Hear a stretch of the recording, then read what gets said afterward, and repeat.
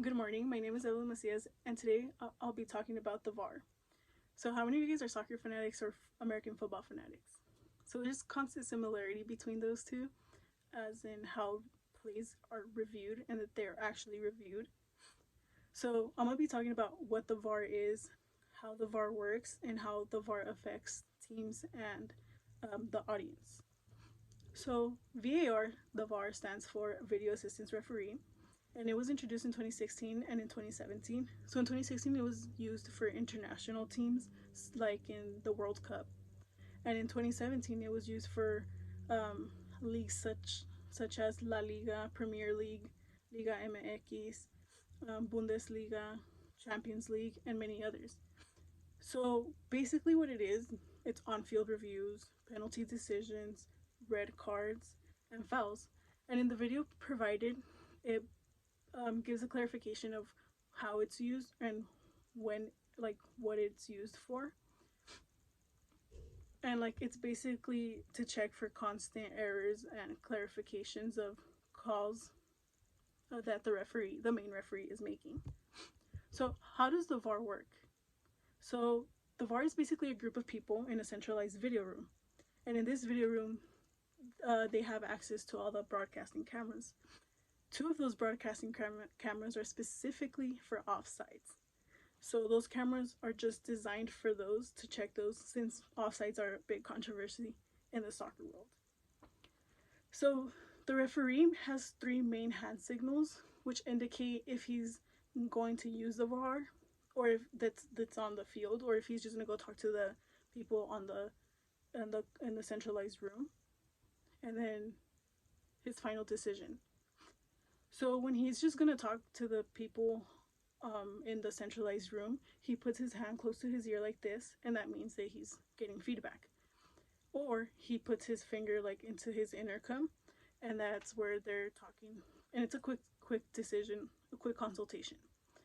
The next step of it is he either decides to review the play himself or continue.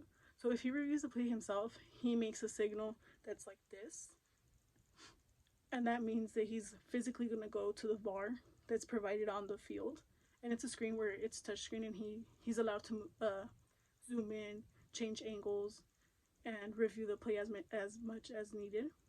And then after he's done reviewing it, his final decision, he has a hand motion as well, and it's also a square, just that he points straight at the end, and that's his final decision.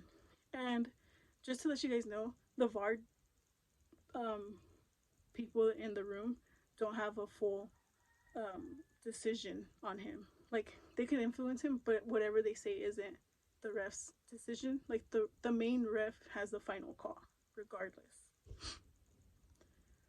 So, how does the VAR affect both teams and audience? So it affects teams because calls could be unfair. There could be some calls that are good and others aren't, and there's many controversial calls. So like in the Premier League, they are asking for it to be removed because it's caused many teams to lose and backtrack when they shouldn't have, and they lose points and qualification statuses, and they're really trying to take it away because it hasn't been fair. It's just been bad overall. And then it affects the audience because it's time consuming, because there's refs that want to constantly check it, and then there's other refs that don't even check it at all, and some of the calls don't get called, and then some of them are like, there's no reason to actually review it when it's pretty clear, and then there's others that aren't clear. So it has its pros and cons. So in the second video provided, it is a video of Real Sociedad versus Barcelona.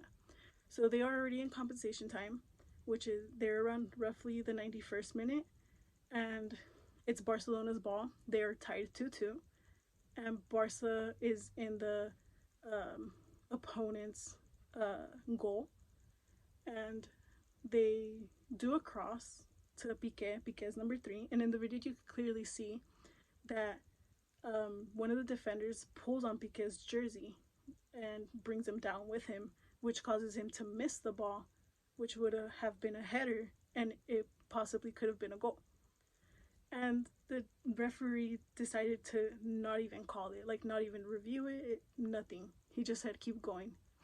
And it was a very controversial call because he didn't even call it. Like it was clearly a PK, and even the commentators were saying that it was a penalty kick.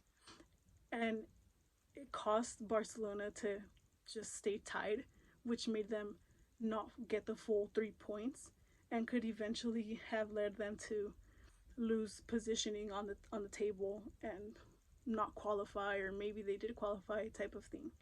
So it really depends.